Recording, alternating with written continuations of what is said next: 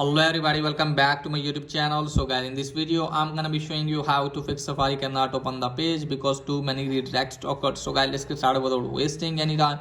So guys, if you try to search any of the website or anything on Safari and it's not working and you are getting the error like this, and I'll show you how can you fix it. So guys, it's pretty easy and basic for you to fix this issue. First of all guys, you have to close this page.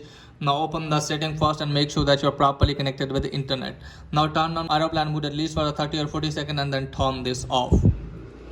Now after that guys, what you have to do is just simply you have to turn off the VPN. And after that guys, what you have to do is just simply you have to scroll it down, then tap on general, scroll it down. From here you have to tap on date and time and make sure that your date and time is correct, then close this page. Now open the setting, then scroll it down and locate for the Safari. Here it is guys, here's the Safari. Scroll it down all the way, tap on advanced and just simply have to tap on website data and just simply have to remove all the website data and then restart your device and then check if it's working or not.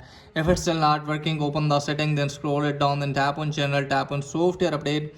And from here guys, what you have to do is just simply have to update your device to the latest iOS version and then check if it's working or not.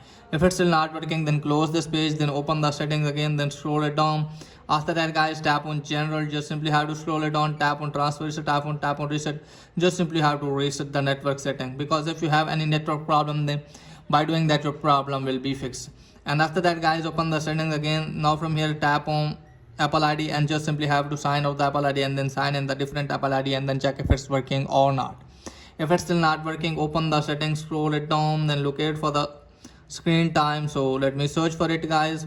If you have turned on screen time guys, you can see here guys, here it's showing store. From here you have to tap on that. Now wait some seconds. Now tap on web content and just simply have to select on unrestricted, and after that hopefully your problem will be fixed. So that's pretty much for today's video. If that is helpful, please like and subscribe my channel. Thanks for watching.